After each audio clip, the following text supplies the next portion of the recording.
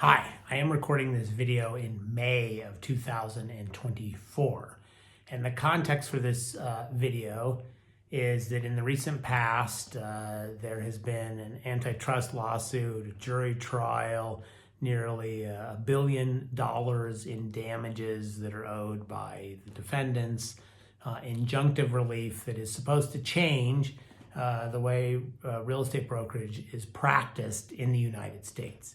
Now, it remains to be seen whether that will be true, but one of the things that the resolution of the lawsuit is supposed to encourage is innovative business models, both on the seller side of the transaction and on the buyer side of this transaction. And this video is mostly focusing on the buyer side of the transactions. And, there's thinking that there might be opportunities for buyer side brokers to work with buyers under what would now be considered creative environments, such as hourly rates. Maybe those brokers who are working with buyers would collect retainers, to see if, money up front to see if buyers were serious about buying a property. And maybe the buyers could save money paying brokers at hourly rates.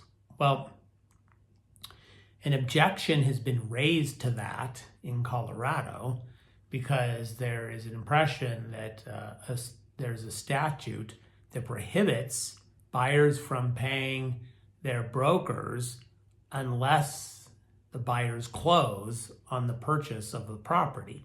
And that flies in the face of this concept that buyers would pay their brokers, for example, on some alternative method that would reward buyers who do not waste the time of their brokers, and it would punish buyers who do waste the time of their brokers. And there's this impression that the statute inhibits that. Well, it's not true. It's not true. The statute that people are thinking of is a statute that is referred to as CRS 12-10-301.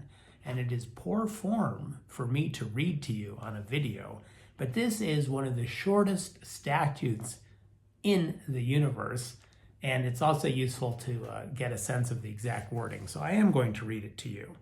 The statute says, yes, old-fashioned paper, a book. The statute says no real estate agent or broker is entitled to a commission for finding a purchaser who is ready, willing, and able to complete the purchase of a real estate transaction as proposed by the owner until the same is consummated, that means closed, or is defeated by the refusal or neglect of the owner to consummate the same agreed upon contract, essentially. So some people interpret that statute to mean, well, unless there's a closing, the broker can't get paid. But the statute does not apply at all to the arrangement between a broker and a buyer, because the statute is applying to a broker who is finding a purchaser who is ready, willing, and able to buy a property. Well, buyers aren't looking for purchasers who are ready, willing, and able to buy a property. Buyers are looking for properties.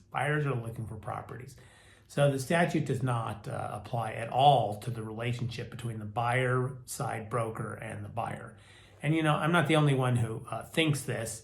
You can see that the Division of Real Estate understands that the statute does not prohibit innovative relationships. And you can see that by looking at the exclusive right to buy agreement from the Division of Real Estate. It has a section 7.1.1 that talks about brokers charging an hourly rate. It has section 7.1.2 talking about brokers collecting retainers from buyers.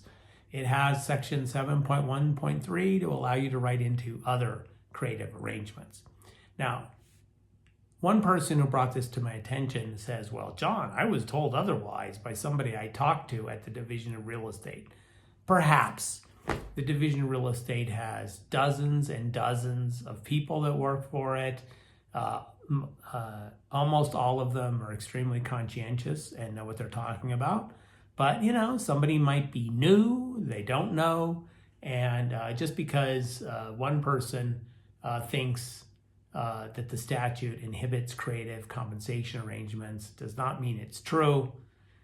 Pay attention to this video, look at the form. Hopefully the form, these sections that talk about hourly rates and retainers enhance my credibility and the like, and use your imagination and the blanks and the check boxes in the Real Estate Commission approved exclusive right to buy agreement to come up with these innovative arrangements that might help you compete as a buyer side broker and provide lower cost service potentially to your buyer.